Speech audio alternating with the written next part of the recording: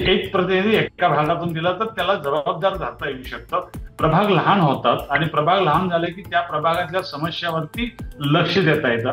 एखादा व्यक्ती इंडिव्हिज्युअल जर असेल तर ते इंडिव्हिज्युअल व्यक्तीला त्याचं काम प्रभावी असून, लोकांचा जनसंपर्क चांगला असून, त्यांनी पूर्वी काम केलेलं असून सुद्धा त्याला निवडणूक कठीण जाते. कारण 22,000 किंवा 25,000 लोकांच्या पर्यंत पोहोचणं त्यांना शक्य होत नाही. तर बहुसदस्यीय का करायची माहित नाही, एक सदस्य का करायचं हेही माहित नाही. महाराष्ट्रामध्ये 29 महानगरपालिका आहेत. महाराष्ट्र हा देशातले सर्वाधिक नागरिकरण झालेलं राज्य आहे. या राज्यामध्ये नागरिक प्रशासनासंदर्भात ठाम धोरण, ठाम नियोजन, त्याची शास्त्रीय पद्धत किंवा त्याला काही एक आराखडे घालून दिलेत असं नाही. दर 10 दिवसाला जवळपास 50 कोटी रुपयाचं बिल वाटप होतं. म्हणजे महिन्याला 150 कोटी रुपये शेतकऱ्यांच्या हातात जातात आणि इतक्या मोठ्या प्रमाणात पैसे शेतकऱ्यांना देणारा हा एकमेव दूरसंघ असेल महाराष्ट्रामध्ये. कोल्हापूर जिल्ह्याचं आणखीन एक वैशिष्ट्य आहे की कोल्हापूर जिल्ह्यातले नेते हे जिल्ह्याच्या राजकारणामध्ये नेहमी घडून असतात आणि इव्हन मुस्लिम सुद्धा राज्याचे मंत्री असले तर ते आठवड्याला 3 दिवस कोल्हापुरातच असतात. मला वाटतं की काँग्रेसकडे आता सक्षम सक्रिय विधान परिषदेमध्ये त्यांच्या इतकं कोण नाही. काँग्रेसला जर महाआघाडीने विरोधी पक्षनेतेपद द्यायचं जर ठरवलं तर मला वाटतं की त्यांनाच ते जाईल.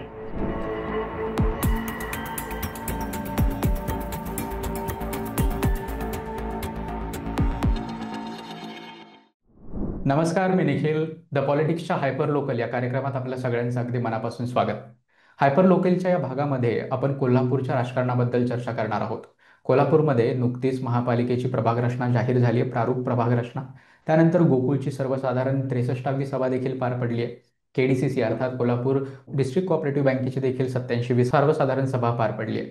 त्यानंतर सतेज पाटील विधान परिषदेचे विरोधी पक्षनेते होणार का याबद्दल देखील चर्चा सुरू आहेत. त्यासोबतच कोल्हापुरात महानगरपालिकेच्या हद्दवाढीचा आणि त्यासोबतच शक्तिपीठाचा महामार्ग आहे त्याला विरोध हा देखील मुद्दा चर्चेत आहे. या सगळ्यांच्या अनुषंगाने आपल्याला चर्चा करायची आहे आणि त्यासाठी माझ्यासोबत आहेत ज्येष्ठ पत्रकार आणि लोकमतच्या कोल्हापूर एडिशनचे माजी संपादक वसंत भोसले सर. सर, स्वागत आहे तुमचं. नमस्ते सर, पहिला प्रश्न हाच आहे की कोल्हापूरच्या प्रभाग रचना जी जाहीर झाली आहे त्या संदर्भातलं आपलं प्राथमिक मत काय? प्रभाग रचना कोल्हापूरचं एक महत्वाचं कारण हे आहे की प्रभाग रचना खूप अगोदर जाहीर व्हायची होती आणि ती प्रभाग रचना अगोदर झाली आणि नंतर विधानसभेच्या तो हायकोर्टाचा निकाल आला आणि त्यामुळे निवडणुका लांबल्या. खरं तर 2015 मध्ये निवडणुका झाल्या होत्या. 2020ला याची मुदत संपली. या येत्या नोव्हेंबरला वर्ष होत आहेत आणि इतका मोठा कार्यकाळ मला वाटतंय की महापालिका स्थापन झाल्यानंतर प्रशासक राहण्याचा हा मोठा कार्यकाळ याच वेळेला घडलेला आहे. त्याला जी काही विविध कारणं असतील त्यातलं महत्वाचं ओबीसीचं आरक्षण आणि त्याचा सुप्रीम कोर्टातला निर्णय हा सर्व संपूर्ण महाराष्ट्रालाच नंतर लागू झाला आणि अलीकडे सर्वच महानगरपालिकेच्या निवडणुका 4 महिन्यात घ्याव्यात असा आदेश सर्वोच्च न्यायालयाने दिला होता. त्याच्यामध्ये प्रभाग रचना होण्याची बाकी होती, शिवाय पावसाळ्याचे दिवस होते, त्यामुळे त्या 4 महिन्याच्या निवडणुका घेणं काही शक्य नव्हतं. त्यामुळे आता प्रभाग रचना सुरू झालेली आहे आणि मला वाटतं की प्रत्यक्षात निवडणुका ह्या दिवाळीनंतर होतील अशी शक्यता आहे. आणि प्रभाग रचना हा काही नवीन पद्धतीनं परत करण्याचे हे आलेले आहे. कारण एकाच प्रभागामधनं 3 किंवा 4 उमेदवार निवडून देण्याची प्रथा पुन्हा बहुसदस्यीय पद्धत यांनी स्वीकारलेली आहे. पूर्वीसारखी एक सदस्य नाही, कारण दरवेळेला जेव्हा महायुतीचं सरकार येतं तेव्हा बहुसदस्य होते आणि झालं की ते निर्णय पुन्हा बदलतात आणि त्यातली कुठली योग्य कुठली अयोग्य याच्यावर काही राज्यशासन अंतिम निर्णय घेत नाही. ज्यामुळं महाराष्ट्रातले सत्ताधारी कोण आहेत त्याच्यावरती त्या सदस्य संख्या किंवा प्रभागाचे सदस्य किती सदस्य प्रभाग असावा याचा निर्णय होतो. तो एक खेळखंडोबा गेली कित्येक वर्ष चालू आहे आणि मला वाटतं की आता जी प्रभाग रचना झालेली आहे आणि विशेषतः महायुतीमध्ये भाजप आणि शिंदे सेना या 2 पक्षाकडून खूप मोठ्या प्रमाणात तयारी केली जात आहे. तुलनेने राष्ट्रवादी काँग्रेस कोल्हापुरात विशेषतः कोल्हापूर शहरामध्ये तसा वीक आहे आणि महाआघाडीकडून जर विचार केला तर त्याच्यामध्ये काँग्रेस अधिक सक्षमपणे तयारी करतायत. त्याच्यामध्ये सतेज उर्फ बंटी मोठा वाटा आहे. आणि त्यांच्यामधले बरेच जवळजवळ 14 ते 17 लोक आजी माजी सदस्य जे नगरपालिकेचे होते, ज्यांचा वॉर्डमध्ये खूप प्रभाव आहे, अशी काही मंडळी होती. त्यांनी काँग्रेस सोडून शिंदे सेनेमध्ये जाणं पसंत केलंय. काही लोक भाजपमध्ये गेलेत. त्या प्रभाग रचनेच्या नंतर सुद्धा पुन्हा ही हालचाल मोठ्या प्रमाणात होऊ शकते. कारण जर प्रभाग ओबीसी झाला किंवा जर तो भाजपकडे गेला, तो शिंदे सेनेला पाहिजे असेल, तर त्यांच्या वाटण्या ज्या होतील त्या वाटणीवरून सुद्धा खूप भाऊबंदकी निर्माण होईल, भांडणं निर्माण होतील. त्यानंतर काँग्रेस आणि शिवसेना आणि राष्ट्रवादी काँग्रेस शरद पवार गट याच्यामध्ये काँग्रेसच मुख्यतः वर्चस्व असणार आहे. काँग्रेसचं सर्व काही डिक्टेट करेल, कारण शिवसेनेची आणि राष्ट्रवादी काँग्रेस शरदचंद्र पवार गटाची मर्यादित ताकद आहे. त्यामुळं तिथे फारशी काही फाटाफूट होईल असं. तर आपण आता महायुतीच्या अंतर्गत आणि महाविकास आघाडी सुद्धा म्हणजे काँग्रेस पक्ष आणि तसंच भाजप आणि शिंदेसेना यांच्याबद्दल चर्चा केली. पण या प्रभाग रचनेमुळं खरंच कुठल्या नक्की पक्षावर जास्त परिणाम झालेला आहे? म्हणजे मला वाटतं सतेज पाटील किंवा काँग्रेस पक्ष या प्रभाग रचनेच्या विरोधात न्यायालयात जाण्याच्या सुद्धा तयारीत आहे, कारण त्यांच्या प्रभागांची फाटाफूट केलेली आहे असं त्यांचा आरोप आहे. ही नैसर्गिक पद्धतीनं करण्यात आलेली नाही आहे. रस्ते किंवा जे नैसर्गिक पद्धतीनं प्रभाग रचना करण्यामध्ये महत्त्वाचे घटक असतात, डोंगर असतील, रस्ते असतील, नाल्या असतील, ओढे असतील, तर तशी न करता ती फाटाफूट करण्यात आली आहे. त्यामुळे आम्ही कोर्टात जाऊ असं देखील म्हणण्यात आलं. आणि कोर्टात गेल्यानंतर त्याचे काही परिणाम दिसू शकतात का? कारण या प्रभाग रचनेमध्ये अंतिम जेव्हा होईल तेव्हा 10% जास्त फरक किंवा बदल करता येत नसतात, असंही काहीतरी नियम आहे मला वाटतं. तर यामध्ये तुम्ही किती फरक होईल असं दिसतंय, आणि यासोबतच कुठल्या पक्षाला किंवा आघाडीला ही प्रभाग रचना फेवरेबल आहे आणि कोणासाठी डोकेदुखी ठरते? प्रभाग रचना करताना एक नेहमीच जो राज्यात सत्तेवर असलेला पक्ष असतो त्यांचा वर्चस्व राहतो. कारण सरकारी यंत्रणा सगळी त्यांच्या हातात असते आणि शासकीय अधिकारी त्यांचं ऐकतात. आणि प्रभाग रचनेमध्ये सोयीचा गैरसोयीचा असा भाग करणे किंवा एखादा समाज घटक किंवा एखादा वर्ग असेल, समजा झोपडपट्टीतला वर्ग आहे किंवा मध्यम वर्ग आहे किंवा उच्चवर्णीय लोक आहेत किंवा व्यापारपेठा आहेत, अशा ठिकाणच्या लोकांची फाटाफूट करणे आणि त्यांचा प्रभाव कमी करणे त्या वॉर्डामधला, हे आपल्या बाजूने करून घेणे किंवा आपल्या विरोधात जाणं असेल त्याची फाटाफूट करणे, असे हे नेहमी होत राहतं. म्हणजे महाआघाडीने जी तक्रार केली असेल ती तक्रार रास्त असेलही, पण हे नेहमी होत राहतं, त्याला काही आधार नाही. आणि मगाशी मी सांगितलं तुम्हाला तसं बहुसदस्यीय का करायची माहित नाही, एक सदस्य का करायचं हेही माहित नाही. महाराष्ट्रामध्ये 29 महानगरपालिका आहेत. महाराष्ट्र हा देशातले सर्वाधिक नागरीकरण झालेलं राज्य आहे. या राज्यामध्ये नागरिक प्रशासनासंदर्भात ठाम धोरण, ठाम नियोजन, त्याची शास्त्रीय पद्धत किंवा त्याला काही एक आराखडे घालून दिलेत असं नाही. आणि त्यामुळं त्या त्या भागातल्या नेत्याच्या दादागिरीवरती, त्या त्या नेत्याच्या मर्जीवरती, त्या त्या पक्षाच्या जोरावरती अशी प्रभाग रचना केली जाते. आणि खरं तर ते खूप वाईट आहे. म्हणजे राजकीय दृष्ट्या सोडून द्या, पण माझं असं म्हणणं आहे की नागरिक समाज या दृष्टीनं ते खूप वाईट आहे. प्रशासकीय दृष्ट्या एखादा सलग भाग असेल तर सलग भाग करणे किंवा सलग भाग ठेवणे हे अधिक सोयीचं असतं. पण आता ह्या बहुसदस्यीय सदस्य हे केल्यानंतर प्रभाग इतका मोठा होतो, 4 सदस्य निवडून द्यायचे आहेत किंवा 3 सदस्य निवडून द्यायचे आहेत, त्याच्यामध्ये जवळ 20-25 हजार मतदार होतात आणि तो प्रभाग खूप मोठा होतो. आणि त्या प्रभागात कुठल्या कुठल्या नगरसेवकांनी, कोणत्या नगरसेवकांनी करायचं काम किंवा करायचं नाही किंवा त्याचं श्रेय कुणाला जाणार, या संदर्भातची सगळी ओढाताण होत राहते. त्यामुळे माझं असं म्हणणं आहे की एक सदस्य असणे हे अधिक चांगलं आहे. कारण आपण भारतीय लोकशाही मुळात प्रातिनिधिक स्वरूपाची निवडलेली आहे. म्हणजे आपण प्रतिनिधी निवडून द्यायचे, ज्यांचं बहुमत होईल ते त्याचा महापौर निवडतील, नगराध्यक्ष निवडतील, सरपंच निवडतील किंवा जिल्हा परिषद सदस्य निवडतील, आमदारातून मुख्यमंत्री निवडतील आणि देशाच्या पातळीवरती पंतप्रधान निवडतील. ही जी पद्धत ठेवलेली आहे तशीच पद्धत असायला पाहिजे वास्तविक. म्हणजे एक प्रतिनिधी एका भागातून दिला तर त्याला जबाबदार धरता येऊ शकतं. प्रभाग लहान होतात आणि प्रभाग लहान झाले की त्या प्रभागातल्या समस्यावरती लक्ष देता येतं. आता मोठा प्रभाग झाला, 4 लोक निवडून द्यायचे असतील किंवा 3 जण निवडून द्यायचे असतील, तिघांना मिळून जेवढा विभाग येणार होतो येणारा असतो. त्याच्यामध्ये झोपडपट्टी असते, त्याच्यावर मध्यमवर्गीय असतो, त्याच्यावर व्यापारी पेठ असते, त्याच्यामध्ये उच्चवर्गीय लोक असतात किंवा कमर्शियल विभाग असतो. त्याच्यामध्ये काही ठिकाणी मार्केट यार्ड येतं, काही ठिकाणी रेल्वे स्टेशन येतं, काही ठिकाणी एसटी स्टँड येतं.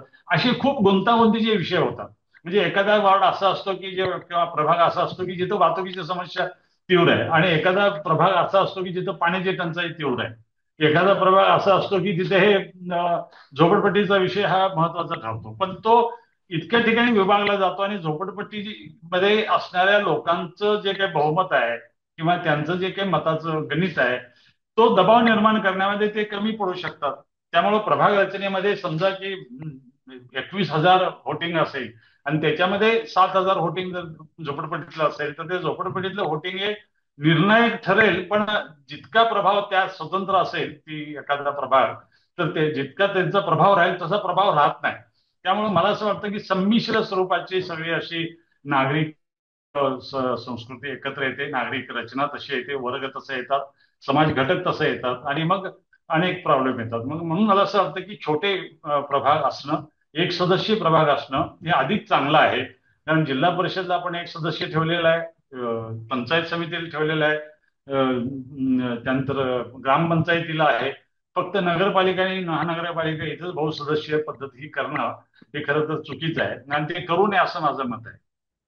सर, यातून छोटे छोटे दोन प्रश्न आहेत. एक म्हणजे ही जी प्रभाग रचना करण्यात आली आहे, म्हणजे 4 सदस्यीय, तुम्ही म्हटलात तसं की प्रतिनिधित्वाचा एक प्रश्न निर्माण होतो आणि कोणी कुठलं काम करायचं या संदर्भात देखील प्रश्न निर्माण होतात. आणि आपल्या बोलण्यामध्ये आपण नागरिकांचा देखील बऱ्याच वेळा उल्लेख केला की नागरिकांची भूमिका याच्यामध्ये. तर ही जी प्रभाग रचना करण्यात आली आहे, 4 सदस्यीय प्रभाग रचना, ही मोठे पक्ष यांना जास्त फेवरेबल असते असं जाणवतं. आणि जे छोटे पक्ष किंवा अपक्ष असतात त्यांचं ह्याच्यामधलं जे महत्त्व आहे ते बऱ्याच प्रमाणात कमी होतं असं दिसून आलेलं आहे बऱ्याच वेळा. याबद्दल काय वाटतं? यामुळे कोल्हापुरातले छोटे मोठे पक्ष किंवा अपक्ष त्यामुळे यांना- या राजकीय पक्षांची स्वतःची मक्तेदारी निर्माण व्हावी हा हो, त्याचा मूळ उद्देश आहे. म्हणजे आणि अपक्ष पक्षापेक्षा कमी निवडून व्यक्तीपेक्षा यावेत. पक्ष जास्त महत्त्वाचे ठरतील असं वाटतं याच्यामध्ये. हा, आणि अपक्ष कमी निवडून यावेत, हम्म. आणि अस्थिरता कमी व्हावे असं त्यांना वाटतं. पण वास्तविक तसं काही नाहीये. कारण बरं. अपक्ष एखादा निवडून आला तरी सुद्धा तो त्या प्रभागामध्ये खूप प्रभावी काम करत असतो. हम्म. प्रभाग छोटा असल्यामुळं त्या प्रत्येक गल्लीमध्ये, प्रत्येक भागामध्ये प्रत्येक दुकानदार माहीत असतो, प्रत्येक हो, हो. माणूस माहीत असतो. एकमेकांची ओळखी असतात. एखादा हम्म. प्रसंग उद्भवला तर कुणाकडे जावे, कुणाची मदत घ्यावी हे त्यांना माहीत असतं. कुणाच्या घरात सुखदुःख काय असेल तर त्याची कल्पना त्याला असते. त्याला संपर्क ठेवणं सोयीचं जातं. त्यामुळे मला असं वाटतं की राजकीय पक्ष आपली सोयीची भूमिका त्यात बघतात. कारण एक सरळ पॅनल टू पॅनल सारखी ही निवडणूक होते की जे 3 लोक आहेत हे आमचे भाजपचे आहेत, हे 3 लोक आहेत हे आमचे काँग्रेसचे आहेत. मग त्याला काँग्रेसलाच आपण मतं द्यायचं, मग ह्याच 3 लोकांना निवडून त्यांना देऊया म्हणून मग ते दिले जातात, आणि क्रॉस वोटिंग पण होतं काही वेळेला. पण एखादा व्यक्ती इंडिव्हिज्युअल जर असेल, तर ते इंडिव्हिज्युअल व्यक्तीला त्याचं काम प्रभावी असून, लोकांचा जनसंपर्क चांगला असून, त्यांनी पूर्वी काम केलेलं असून सुद्धा त्याला निवडणूक कठीण जाते. कारण 20-22 हजार किंवा 25,000 लोकांच्या पर्यंत पोहोचणं त्यांना शक्य होत नाही. आणि मग पैशाचा वापर इथं मोठ्या प्रमाणात केला जातो. राजकीय पक्षांची ताकद मोठ्या प्रमाणात वापरली जाते, पैशाचा वापर केला जातो, आणि आम्ही या पक्षाचे असल्यामुळं, आमचं राज्य सरकार असल्यामुळे आम्ही कामे करू शकतो, अशा प्रकारचं आम्हीच दाखवण्याचे प्रकार सुद्धा वाढीस लागतात. त्यामुळे मला असं वाटतं की स्थानिक स्वराज्य संस्था म्हटल्यानंतर त्या स्थानिक लोकांना, स्थानिक व्यक्तीला, स्थानिक कार्यकर्त्याला, स्थानिक मंडळांना, स्थानिक गल्लीला अधिक महत्व प्राप्त होणं हे चांगलं आहे खरं तर. आणि ते त्या दृष्टीनं सत्तेचं विकेंद्रीकरण केलं पाहिजे. हे करायचं कारण काय होतं की नाहीतर सर्व निर्णय मंत्रालयातून घेता आले असते. म्हणजे ही स्थानिक स्वराज्य संस्था स्थापन करण्याचं कारणच असं की स्थानिक गरजा ज्या आहेत, स्थानिक ज्या काही समस्या आहेत, स्थानिक ज्या काही तुमच्या अडीअडचणी आहेत त्या सोडवल्या जाव्यात, याच्यासाठी ह्या स्थानिक स्वराज्य संस्था आहेत. आणि मूळ त्यांचा उद्देश जो आहे त्या उद्देशालाच यामुळे हरताळ फासला जातो असं मला वाटतं. त्यासाठी स्थानिक स्वराज्य संस्थांचं विकेंद्रीकरण, त्यांचं अधिक विकेंद्रीकरण करून लोकांना अधिक सत्तेमध्ये सहभागी करून घेणं हे अधिक चांगलं असतं. पण राजकीय पक्षांना आपलं वर्चस्व निर्माण करायचं असतं. कारण त्याच्यामध्ये आता अलीकडच्या काळामध्ये स्थानिक स्वराज्य संस्थांना केंद्र सरकारकडून थेट पैसा मिळतो, राज्य सरकारकडनं पैसा मिळतो, आणि त्या पैशातून जी काही मोठ्या प्रमाणात कामं करतात ते इन्फ्रास्ट्रक्चर डेव्हलपमेंट या नावानं किंवा स्मार्ट सिटी या नावानं अनेक कामं करायची, आणि त्याच्यात मोठ्या प्रकारची कंत्राटं काढायची, त्याच्यातनं पैसा मिळवायचा. अशा प्रकारचं एक स्वरूप त्याला आलेलं आहे. म्हणजे लोकांची कामं जी महत्वाची आहेत की महत्वाची कामं याला प्राधान्य द्यायचं नाही. खरं तर ह्या सर्व कामं शासकीय लोकांच्याकडे द्यायला पाहिजे, शासकीय विभागांच्याकडे द्यायला पाहिजे. एक उदाहरण फक्त सांगतो. जिथं तुम्ही PWD किंवा सार्वजनिक बांधकाम खाते रस्ते करतं तिथले उत्तम रस्ते असतात, आणि नगरपालिका जिथं रस्ते करते ते शहरातले रस्ते कायम खराब असतात. त्याचं कारणच हे आहे की ते ज्या स्टँडर्डनं रस्ते करायला पाहिजे ते केले जात नाही, आणि त्या दर्जाचे रस्ते केले जात नाहीत. म्हणून मला असं वाटतं की स्थानिक स्वराज्य संस्थेना त्यांच्या गरजा किंवा त्यांच्या अडचणी मांडायला, सोडवायला निधी उपलब्ध व्हावा, त्यांना अधिकार उपलब्ध व्हावेत, पण काम करताना त्याची अंमलबजावणी करताना शासकीय विभागामार्फतच करायला पाहिजे. कारण महापालिकेकडे तशा प्रकारचं इंजिनियर नसतात, एक्सपर्ट नसतात आणि मनुष्यबळ नसतं. त्यामुळे मला असं वाटतं की याचा फेरविचार करण्याची खूप गरज निर्माण झालेली आहे, आणि महाराष्ट्राने तर त्याचे तातडीनं करायला पाहिजे असं मला वाटतं. सर, तुम्ही नागरिकांच्या सहभागाबद्दल याच्यामध्ये उल्लेख केला की नागरिकांचा याच्यामध्ये किती सहभाग असायला हवा खरं. कारण आपण बघतो की जे डिलिमिटेशन म्हणतो हे एक प्रकारचं डिलिमिटेशनच आहे, फक्त छोट्या प्रमाणात आहे. लोकसभा आणि विधानसभा या मतदारसंघाच्या डिलिमिटेशनमध्ये नागरिक खूप जास्त हेररीने सहभागी होतात, पण प्रभाग रचनेच्या बाबतीत मात्र ते उदासीन दिसतात. यामध्ये त्यांचा किती सहभाग असायला हवा. आणि मला वाटतं आता कोल्हापूरची जी प्रभाग रचना आहे त्याच्यावरती हरकती आणि सूचना मागवण्यासाठी 15 सप्टेंबर पर्यंतचा वेळ दिलाय. त्यामुळे त्यामध्ये नागरिकांनी सुद्धा कशा प्रकारे सूचना आणि हरकती केल्या पाहिजेत याबद्दल देखील काय वाटतं. म्हणजे नागरिकांच्या एकंदरीत सहभागाबद्दल त्यांना खरंच काही ते आहे. नाही, निखिल, एक काय झालंय, अ, एखाद्या शहरामध्ये तुम्ही गेलात हा. तर तिथं तुम्हाला आढळून येईल की त्या शहरातले काही प्रश्न सोडवतात किंवा प्राधान्याने सोडवले जातात. एक प्रकारचं नैराश्य लोकांच्या मध्ये आलेलं आहे. ग्रामपंचायतीच्या पातळीवर अधिक चांगलं काम होतं. स्थानिक स्वराज्य संस्थांच्या मध्ये जिल्हा परिषदा काही प्रमाणात चांगलं काम करतात, पण नगरपालिका आणि काही नगरपालिका पण आहेत महाराष्ट्रामध्ये. उदाहरणार्थ देवळाली प्रवरा नगरपालिका अहिल्यानगरमध्ये, अहिल्यानगर जिल्ह्यामध्ये आहे, किंवा कराडची नगरपालिका सातारा जिल्ह्यामध्ये आहे, किंवा फलटणची नगरपालिका सातारा जिल्ह्यात आहे. काही नगरपालिकेची उदाहरण तुम्हाला देतात. विटा आमच्याकडे सांगली जिल्ह्यामध्ये विटा नगरपालिका आहे.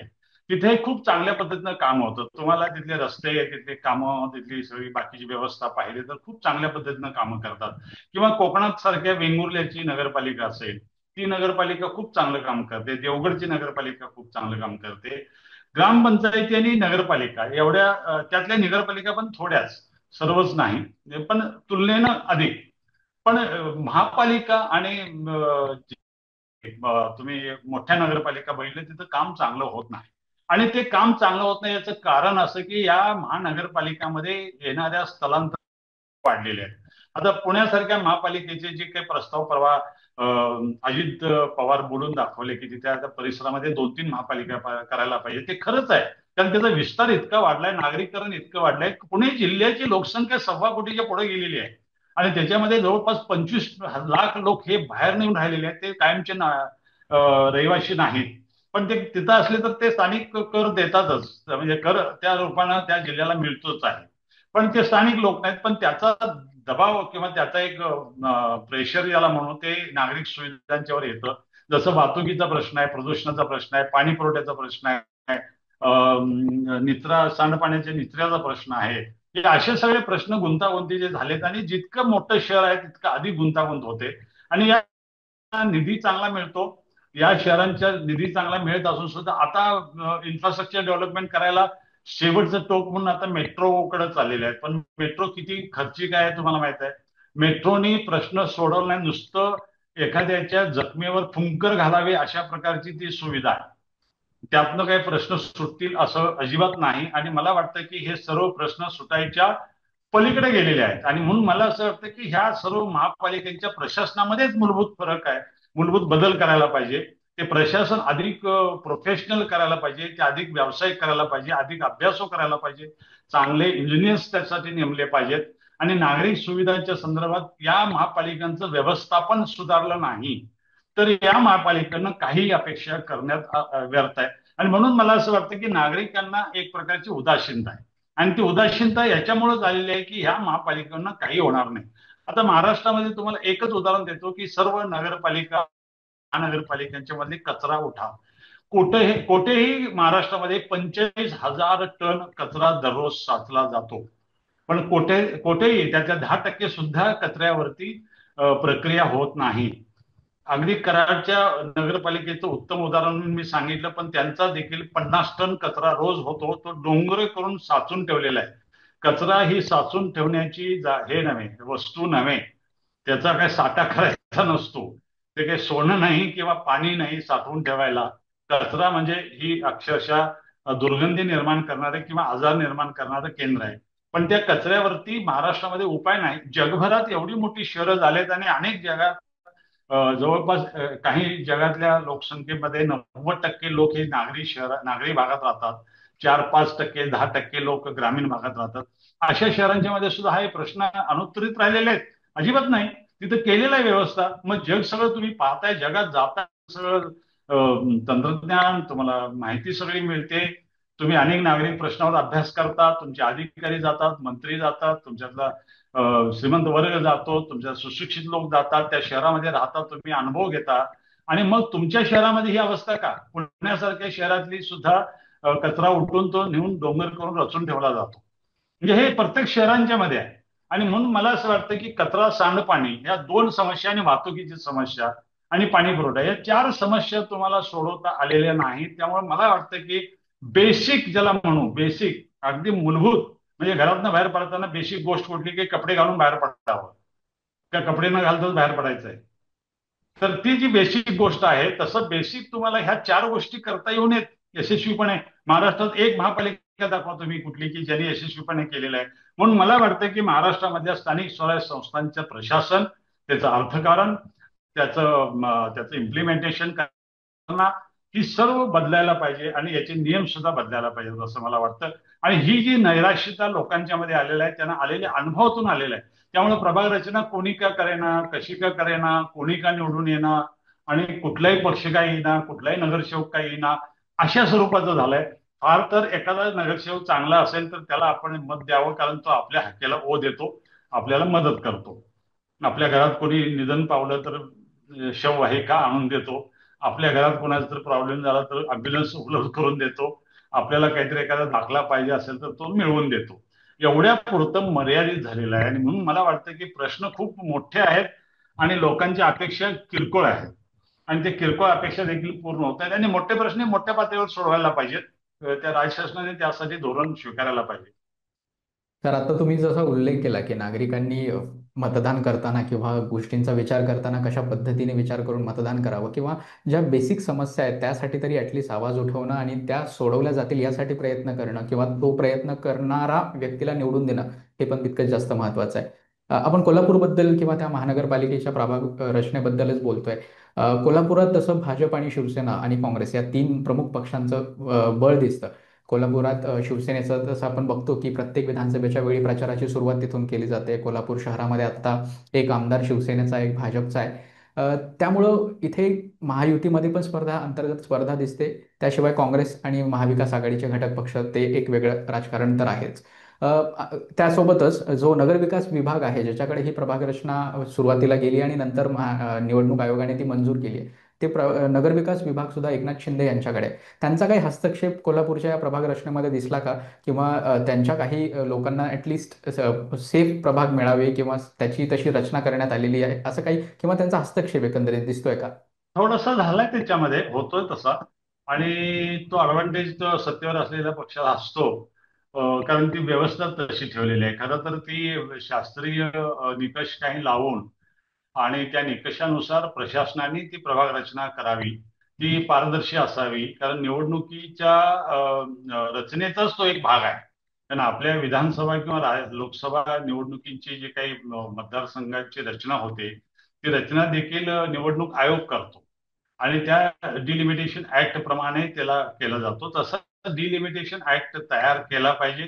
त्याला एक शास्त्रीय पद्धत ठरवली पाहिजे. सलगता त्याच्यामध्ये धरली पाहिजे. भौगोलिक रचना त्याच्यामध्ये धरली पाहिजे. उपनगर, वाढलेली शहरं याचा विचार केला पाहिजे. आणि मला वाटतं की तसं काही आता आपल्याकडे नाही आहे. त्याला काही फारशी मार्गदर्शक तत्व नाही आहे. म्हणजे एखादा भाग ह्या बाजूला आणि सलग तो नाही आहे असं होत नाही. एवढंच त्यातलं नशीब आपलं की ह्या भागा गल्ल्या आहेत आणि त्यानंतर त्याच्या पलीकडे मधला भाग मधल्या ह्याच्यात जातो आणि तिकडली दोन गल्ल्या इकडे जोडलेत, असं काही होत नाही. सलग असतो.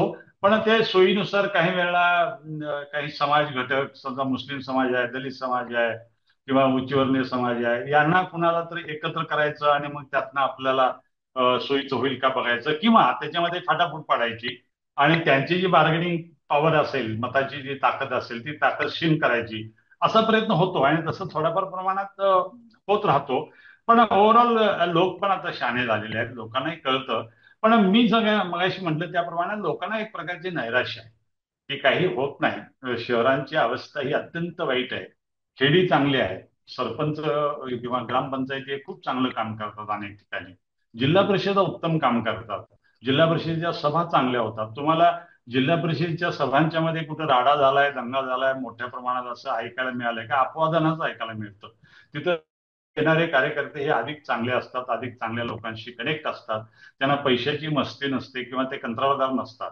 त्यामुळे मला असं वाटतं की नगर पातळीवरच्या सुधारणा जर खरंच करायची असेल तर ते एक सदस्य ठेवावी आणि प्रशासनामध्ये मूलभूत बदल करावेत, कायद्यामध्ये बदल करायला पाहिजेत.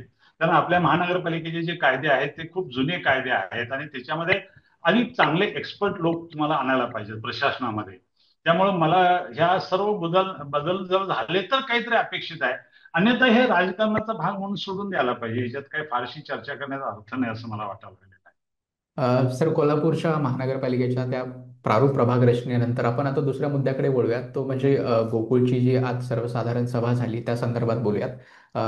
तसं जी मागची निवडणूक पार पडली त्याच्यामध्ये विरोधी पक्षांचे म्हणजे महाडिक गटाचे फक्त 4च सदस्य होते. त्यांचाही म्हणजे आता महायुतीचं सरकार असल्यामुळं तेही सत्तेतच आहेत असंच म्हणता येईल. पण ही जी सभा पार पडली त्याच्यामध्ये आज काय नक्की महत्त्वाचे मुद्दे चर्चेला आले होते? सभा कशी राहिली आणि एक काही गोंधळाची स्थिती वगैरे होती का त्याच्यामध्ये? नव्हती, कारण काय झालंय आता विरोधी पक्षात जे होते त्यावेळेचे ते आता राज्यातल्या सत्तेवर आलेले आहेत. म्हणजे उदाहरणार्थ आता अध्यक्ष आहेत नवीद मुश्रीफ. हसन मुश्रीफ यांचे जे मंत्री आहेत त्यांचे चिरंजीव आहेत. त्यांना करताना देखील ती तडजोड म्हणून करण्यात आली, कारण ते आता सत्तारूढ पक्षाचे, पूर्वी सत्तारूढ होतेच, पण जे महाआघाडीचं सरकार होतं त्या पक्षामध्ये ते सत्ताधारी होते. आता महायुतीच्या सत्ताधारी म्हणून ते आहेत, महायुतीतून आलेले आहेत. त्यामुळं महायुतीचं वजन वाढलंय असं वगैरे ते वाटतं. कारण याच्यामध्ये मध्यंतरी काँग्रेसचे बहुसंख्य लोक आहेत, शिवाय मुस्लिमांचे लोक आहेत आणि त्याच्यामध्ये 4च सदस्य हे माडिक गटाचे आहेत आणि भाजपचं तसं कोण नाही आहे. माडिकांचे जे लोक आहेत 4, तेच भाजपचे म्हणता येतील. पण मध्यंतरी जेव्हा अध्यक्ष निवडायचा प्रसंग आला त्यावेळेला मुख्यमंत्र्यांनी स्वतः हस्तक्षेप करून, म्हणजे गरज नसताना मुख्यमंत्र्यांनी हस्तक्षेप करून महायुतीच्या माणसाकडे किंवा महायुतीमध्ये जे लोक आहेत त्यांच्याकडे ते पद यावं अशी अपेक्षा व्यक्त केली. आता त्याच्यामुळं काय फार मोठा फरक पडतोय असं काय नाही. त्यामुळे ते मग हसन मुश्रीफ चिरंजीवांची निवड झाली. आत्ताच राजकारण बघितलं तर त्या संस्थेबद्दल खूपसं राजकारण करण्यासारखं काय नाही आहे. कारण मागे जसं ते चालत होतं त्याच पद्धतीने तो चालतो आहे. प्रत्येक पॅरामीटरचा विचार केला. ठेवी वाढलेल्या आहेत, दूध वाढलेलं आहे, दर वाढलेला आहे, शेतकऱ्यांना अधिक पैसे मिळत आहेत, भागभांडवल वाढलेलं आहे. आता त्यांनी आज घोषणा केली की 20 लाख लिटर दूध करण्याचं. त्यांनी खरं तर सत्तेवर आल्यानंतर विचार केला होता की 20 लाख लिटर पर्यंत दूध करण्याचा. पण ते झालं नाही, त्यांना शक्य झालं नाही. आणि गोकुळ महत्वाचा म्हणजे दुसरा एक मुद्दा पुढे येतो तो महाराष्ट्रामध्ये अमूल मोठ्या प्रमाणात पाय पसरत आहे. याही भागामध्ये त्यांनी चिलिंग प्लांट केलेले आहेत, याही भागामध्ये दूध संकलन करू लागलेले आहेत आणि त्याच्याबरोबर स्पर्धा करणं हे मोठं आव्हान गोकुळ समोर आहे. या सगळ्या आव्हानांचा विचार करून ते खरं तर दूध संघाकडे तसं पाहिलं पाहिजे. पण राजकीय मुद्दा म्हणून पाहिलं तर राजकीय मुद्दा ही सत्ता, त्याची सत्ता आपल्या हातात आणि त्या सत्तेचा उपयोग हे आमदार खासदाराच्या निवडणुकीमध्ये उपयोगी पडावे हा एवढाच त्यातला मूलभूत मुद्दा आहे. आणि शिवाय त्यातून काही आर्थिक जे काही नफे फायदे मिळतात नेत्यांना, ते फायदे उपडण्यासाठी सुद्धा या नेत्यांचा त्याच्यामध्ये इंटरेस्ट असतो. खरं तर या दूध संघाचा म्हणजे फाउंडेशन खूप स्ट्रॉंग आहे. पूर्वीपासून हे दूध संघ हा फार चांगल्या पद्धतीने चालवलेला असल्यामुळे महाराष्ट्रात एकमेव कोल्हापूर जिल्हा दूध संघ आहे की ज्याच्या उलाढाल 3600 कोटी रुपये आता आहे आणि सर्वात मोठा दूध संघ आहे सहकारामधला आणि सर्वात मोठा ब्रँड आहे. आणि उत्तम दूध ते पुरवठा करतात. आणि त्यांनी पूर्वीपासून काम केलंय की शेतकऱ्याला छोटं वासरू नेऊन देण्यापासून, त्याला खाद्य पुरवण्यापासून, त्याला वैद्यकीय सेवा पुरवण्यापासून, ते पैदास वाढवण्यापासून, दुधाचं उत्पादन कसं वाढेल, पैदास कसा वाढेल, उत्तम गोटा कसा करता येऊ शकेल, या सर्वावरती त्यांनी बारीक काम केलेलं आहे. सूक्ष्म पद्धतीने पूर्वीच्या लोकांनी काम केलंय. त्यामुळे तो दूध संघ आज मजबूत दूध संघ झालेला आहे. आणि दुसरीकडे जशी काही महागाई वाढली, बाकीचे खर्च वाढले, त्याच्यामध्ये दूध संघाला म्हणून दूध घालणं, दूध व्यवसाय करणं. कारण कोल्हापूर जिल्हा हा श्रीमंत जिल्हा म्हणून जरी त्याची इमेज असली किंवा त्याची जी प्रतिमा असली, तरी देखील त्या जिल्ह्यामध्ये छोटे शेतकरी खूप आहेत. 90% शेतकरी हे 1 हेक्टरच्या आतले आहेत. आणि छोट्या शेतकऱ्यांना दूध व्यवसाय हा एक पूरक उत्पन्नाचं साधन झालेलं आहे. आणि तो पैसा थेट महिलांच्या हाती जातो, त्यामुळे तो संसारी उपयोगी पडतो. आणि दर 10 दिवसाला पैसे मिळतात. दर 10 दिवसाला जवळपास 50 कोटी रुपयाचं बिल वाटप होतं. म्हणजे महिन्याला 150 कोटी रुपये शेतकऱ्यांच्या हातात जातात. आणि इतक्या मोठ्या प्रमाणात पैसे शेतकऱ्यांना देणारा हा एकमेव दूध संघ असेल महाराष्ट्रामध्ये. त्यामुळं त्याला खूप महत्व आहे. आणि अनेक त्याचे संबंध सामाजिक, कौटुंबिक, आर्थिक, राजकीय, गाव पातळीवरचे, गाव संस्कृतीशी निगडीत असे आहेत. दूध व्यवसाय तुम्हाला माहिती आहे की फार जुना दूध व्यवसाय आहे. त्याला आता व्यापारी स्वरूपाला किंवा व्यावसायिक रूप त्याला आत्ता आले असेल अलीकडच्या 5-50 वर्षामध्ये. पण तो फार जुना आहे. आणि विशेषतः आणखीन एक मुद्दा महत्वाचा आणि वेगळा आहे की कोल्हापूरला गोकुळकडे मोठ्या प्रमाणात 90% दूध हे गाईचं आहे, म्हशीचं येतं. इतर ठिकाणी तुम्हाला महाराष्ट्रात पुणे जिल्ह्यात जा, नगर जिल्ह्यात जा किंवा आणखी नाशिकमध्ये जा, तुम्हाला गाईचं दूध मिळेल. इथं उत्तम पद्धतीचं आणि सर्वात चांगलं म्हशीचं दूध मिळतं. आणि म्हशीच्या दुधाला फॅट खूप असतं. त्यामुळे दूध घेणाऱ्यांना शाय मिळते, ताक करता येतं, लस्सी करता येते, तूप तयार करता येतं, लोणी तयार करता येतं घरामध्ये. अनेक कुटुंब आहेत. तर माझं कुटुंबाचं माझंही उदाहरण देता येईल की मी वारणेचं दूध घेतो, सांगलीला, कोल्हापूरला गोकुळचं घेत होतो. आम्हाला तूप वेगळं घ्यायची गरज भासत नाही, इतकं शाय निघते. इतक्या उच्च प्रतीचं दूध असतं. आणि म्हणून मला असं वाटतं की या दूध संघाची खूप मोठ्या प्रमाणात झाली. त्याचं राजकारण जे काही गाजतंय किंवा गाजवलं जातंय, ते वेगवेगळ्या नेत्यांचे जे काही आर्थिक हित संबंध आहेत त्या दूध संघामध्ये, ते आहेत. फक्त अजूनही ते कोंबडीचे अंडच खातात, फक्त कोंबडी खात नाही म्हणून तो दूध संघ टिकून आहे. नाहीतर ते जेव्हा ते कोंबडीलाच हात घालतील तेव्हा तो दूध संघ संपेल. असे महाराष्ट्रातले अनेक दूध संघ संपलेले आहेत, पण ती एवढी मर्यादा ते पाळतात. आणि त्याचं प्रेशरही तशा पद्धतीचं आहे. पूर्वीच्या काळी ज्यांनी काम केलंय त्यांचा एक नैतिक दबाव, त्यांचा एक नैतिक वारसा त्याच्यामध्ये आहे. आणि म्हणून मला वाटतं की दूध संघात जे काही कोण वाईट काम करतील किंवा चांगलं काम करणार नाहीत, त्यांचा इतर राजकीय प्रवास अडचणीचा ठरतो, अडथळे तयार होतात. त्यासाठी हे लोक सरळ वागतात असं मला वाटतं. गोकुळच्या संदर्भात चर्चा करताना सर अजून एक मुद्दा आहे की गोकुळचे जे संचालकांची संख्या आहे 21 वरून 25 करण्याचा एक अजून चर्चा सुरू आहे त्याची. त्या संदर्भात काही बोलणं झालंय किंवा चर्चा सुरू आहे आणि हे हे कशासाठी केला जातोय, काही कोणाच्या फायद्यासाठी आहे का त्याला अजून काही नाही, हे बेसिक कारण आहे? काय झालंय, हे पारंपरिक हे मतदार जे आहेत किंवा सहकारातले जे पारंपरिक मतदार, ते काँग्रेस विचाराचे आहेत. हम्म. आणि पूर्वीपासून आहेत. अजूनही त्यांच्यामध्ये काँग्रेसच्या विचाराचे लोक आहेत. दूध संस्था, साखर कारखाने, बँका. हम्म. आता आपल्या दक्षिण महाराष्ट्रामध्ये जवळजवळ 51 नागरिक सहकारी बँक आहेत, सहकारी हो. बँका. हो. कारखाने जवळपास 150, 100 एक कारखाने सगळे हम्म. महाराष्ट्रात आहेत. त्यातले बरेच कारखाने इथे कोल्हापूर, सांगली, सातारा जिल्ह्यामध्ये मोठ्या प्रमाणात आहेत. हम्म. त्यातले लोक बहुसंख्य हे काँग्रेस विचाराचे आहेत. आणि तिथे मग आपल्याला शिरकावच मिळत नाही, ही मोठी हम्म. खंत भाजपची आहे. हम्म. विशेषतः सांगली, सातारा, कोल्हापूरमध्ये. मग हम्म. तिथे आपण सरकार नियुक्त काही लोक तिथे पाठवावेत का, असा एक खेळखंडोबा करण्याचं काम चालू आहे. मी त्याला हम्म. खेळखंडोबा याच्यासाठी म्हणतो की लोकांनी प्रतिनिधी निवडून द्यावेत. तुम्ही कशाला तिथं पाठवता कोणाला पण? हो. ऐऱ्या गैऱ्याला तिथं पाठवायची गरज काय आहे? ती जर हम्म. लोकनियुक्त असेल बॉडी, तर लोकनियुक्त ठेवा ना. विधानसभेत काय आपण पाठवतो काय, एक 25 लोक तिथे आमदार पाठवतो, त्यातले हम्म. पत्रकार एक 4 लोक, व्यापारी एक 10 लोक, उद्योगपती एक नाही. 5 लोक, असं पाठवतो का? नाही पाठवत आपण. हम्म. लोकनियुक्त ती जर बॉडी असेल आणि सहकारात ते जर अपेक्षित असेल, तत्व. तशा प्रकारची डेमोक्रेसी जर आपण कोऑपरेटिव्ह मध्ये स्वीकारलेली असेल, तर शासन नियुक्त करण्याची गरज नाही.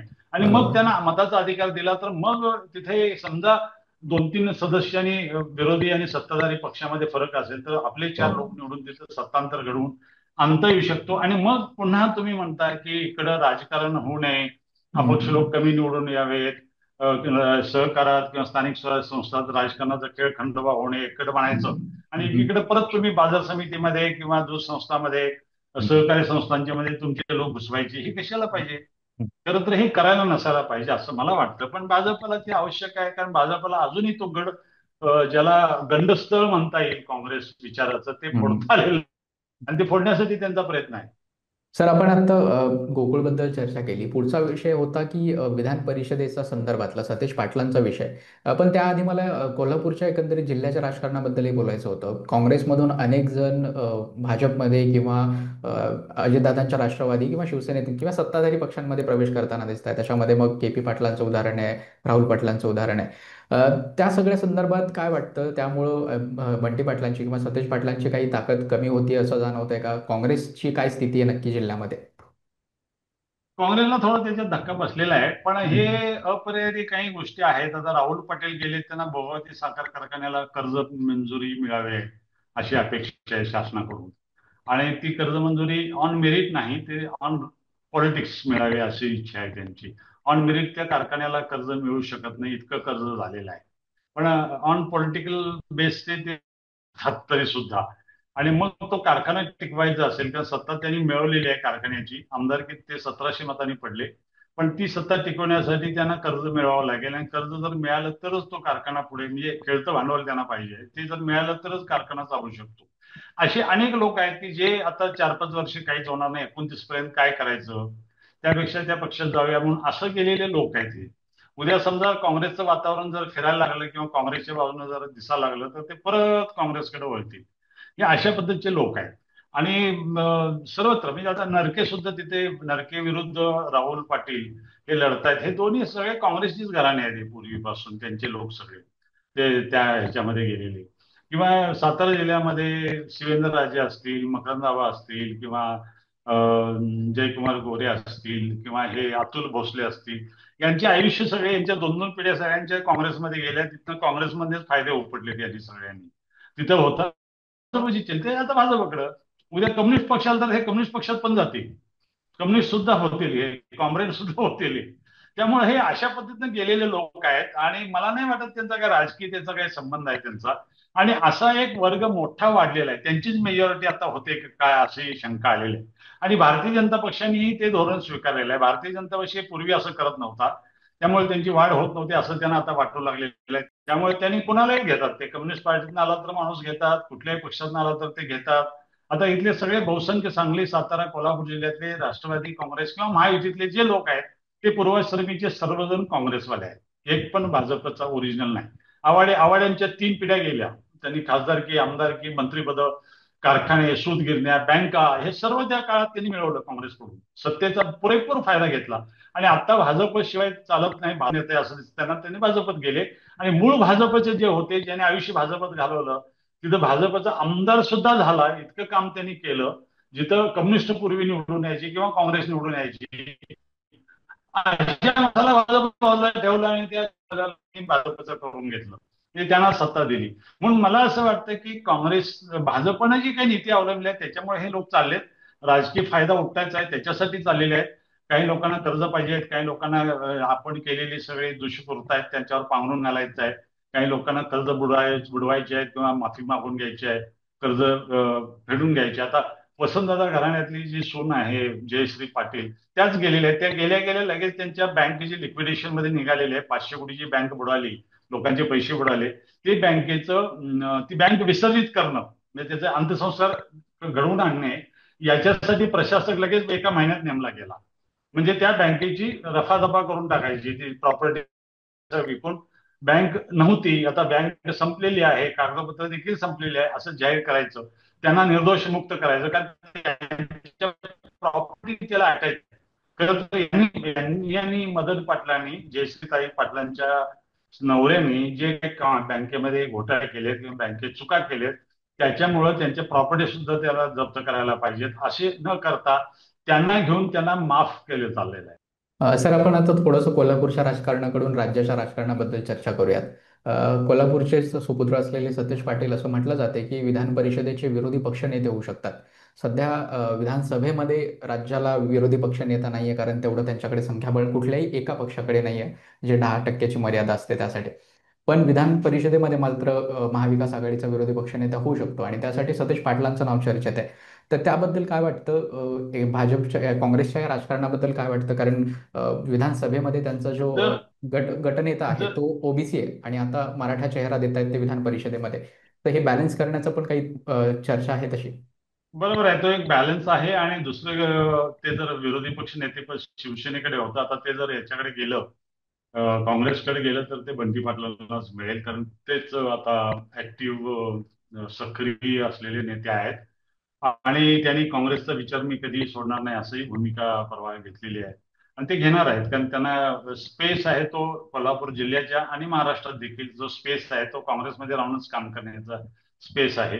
त्यांची विधान परिषदेची अजूनही 2 वर्ष आहेत. त्यामुळे मला असं वाटतं की तोपर्यंत जिल्हा परिषदा आणि महानगरपालिका नगरपालिकाच्या निवडणुका होतील, त्यानंतर स्थानिक स्वराज्य संस्थेच्या निवडणुका होतील.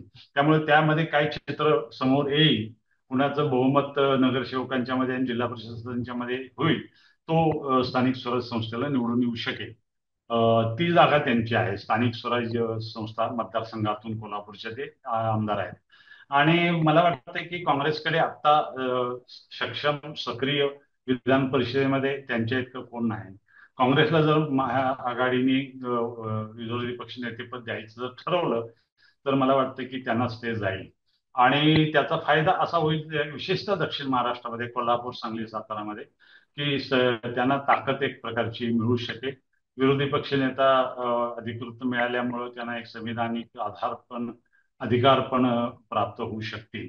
त्यामुळे मला असं वाटतं की जे काही धक्के त्यांना बसलेले आहेत, जे काही लोक गेलेले आहेत, त्या सर्वांना ते सगळं भरून येईल आणि पुन्हा एकदा आश्वासक चेहरा म्हणून त्यांची काही जी प्रतिमा आहे, ती प्रतिमा अधिक उजळ होईल, एवढंच मला या आता तरी फायदा त्यातनं दिसतो. आणि ते आत्ता जर लवकर झालं तर जिल्हा परिषद आणि महापालिकेच्या निवडणुकीमध्ये त्यांच्या नेतृत्व आणखीन थोडासा ज्याला विश्वास म्हणता येईल किंवा आशादायक चेहरा म्हणता येईल, तो अधिक बळकट होऊ शकेल आणि त्याचा फायदा काँग्रेसला होईल. त्यांच्या विधान परिषदेचं विरोधी पक्षनेते होण्यामुळं कोल्हापुरात तर काँग्रेसला तसा फायदा दिसतोच आहे. पण त्यांची सक्रिय भूमिका जी राज्यभरात सुद्धा असू शकते. म्हणजे जसं आता नागपूरमध्ये जी कामठीमध्ये वोट चोर गद्दी छोड ही जी सभा झाली काँग्रेसची, त्यामध्ये सुद्धा त्यांचं भाषणही बरंच गाजलं. त्या संदर्भात सुद्धा काय वाटतं? राज्य पातळीवर आणि राष्ट्रीय पातळीवर सुद्धा तसं काँग्रेसचं नेतृत्व वाढवण्याची किंवा नाही, काँग्रेसचं नेतृत्व करण्याची संधी त्यांना मिळू शकते का? कारण त्यांच्या महाराष्ट्र प्रदेश काँग्रेस कमिटीच्या अध्यक्षपदासाठी सुद्धा त्यांचं नाव बऱ्याच वेळा चर्चेत होतं. मला वाटतं की कोल्हापूर जिल्ह्याचं आणखीन एक वैशिष्ट्य आहे की कोल्हापूर जिल्ह्यातले नेते हे जिल्ह्याच्याच राजकारणामध्ये नेहमी घडून असतात. आणि इव्हन मुश्रीफ सुद्धा राज्याचे मंत्री असले तर ते आठवड्याला 3 दिवस कोल्हापुरातच असतात. ते कधीही महाराष्ट्राच्या दौऱ्यावर कुठेही जात नाही. काही नैमित्तिक कारण असेल किंवा एखादा काही मोठा कार्यक्रम असेल, त्यांच्या डिपार्टमेंटचा असेल तरच ते बाहेर जातात. तसं पूर्वीपासून ही प्रथाच आहे. ते स्थानिक राजकारण इतके स्पर्धात्मक आहे आणि स्थानिक राजकारणामध्ये सातत्यानं राजकारण चालू असते. कुठल्या सहकारी संस्था, 11,000 सहकारी संस्था आहेत कोल्हापूर जिल्ह्यामध्ये. त्याच्यामध्ये बँका आहेत, त्याच्यामध्ये दूध संस्था आहे, त्याच्यामध्ये सोसायट्या आहेत, जिल्हा बँका आहेत, नागरी बँका आहेत, साखर कारखाने आहेत, सूतगिरण्या आहेत. कुठला व्यवसाय नाही असा नाही, सर्वच आहे. आत्ता ज्या छाननी केल्यानंतर त्या 11,000 राहिलेल्या आहेत. काही ज्या अवसानात निघाल्या होत्या वगैरे अशा सगळ्या काढून टाकल्या. त्या काढून आता एवढ्या सहकारी संस्था आहेत. त्यामुळं स्थानिक राजकारण खूप जोरदार चालू असतं. आणि त्यामुळे हे लोक नेते अडकून पडतात. आत्ताच्या अलीकडच्या काळामध्ये सतेज पाटीलनीच खूप मोठा प्रयत्न केलाय की महाराष्ट्राच्या राजकारणाला वेळ द्यायचा, महाराष्ट्राच्या राजकारणात सहभागी व्हायचं आणि सक्रिय व्हायचं त्याने प्रयत्न सुरू केलाय. आणि मला वाटतं की महाराष्ट्रात तसे आता फारसे नेते राहिलेले नाहीत आणि त्यांचं वय विचार केला 50च्या पुढे गेल्यानंतर आता त्यांनी हे करायला पाहिजे आणि ते करतायत.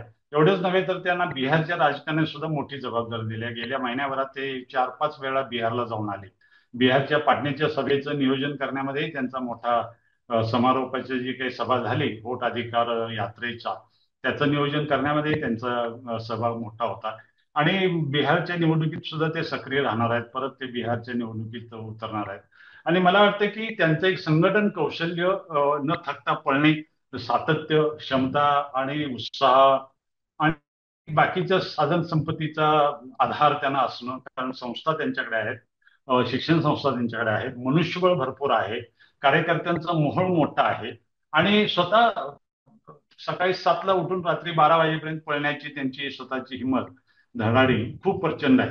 जे ते सकाळी दिल्लीत असतील, दुपारी मुंबईत थांबतील, उद्या सकाळी कोल्हापुरात पोहोचतील, कोल्हापूर जिल्ह्यातले 2-4 कार्यक्रम करून रात्री ते पुण्याला मुक्कामला जातील, पुण्यातलं संपून ते नागपूरला जातील, नागपूरवरून ते दिल्लीला जातील. अशा पद्धतीचं त्यांची धावपळ करण्याची क्षमता खूप वाढलेली आहे. त्यामुळे त्यांच्या दृष्टीनं एक खूप अपेक्षा त्यांच्याकडून वाढलेल्या आहे आणि त्यांना ती संधी पण आहे आणि त्यांनी ती संधी दवडू नये असं मला वाटतं. सर, आपले खूप खूप आभार. आपण कोल्हापूरच्या राजकारणापासून चर्चा सुरुवात केली आणि राज्याच्या राजकारणापर्यंत येऊन थांबलो. अशाच पद्धतीच्या विविध विषयांसंदर्भात चर्चा करण्यासाठी पुन्हा भेटूयाच. तोपर्यंत धन्यवाद.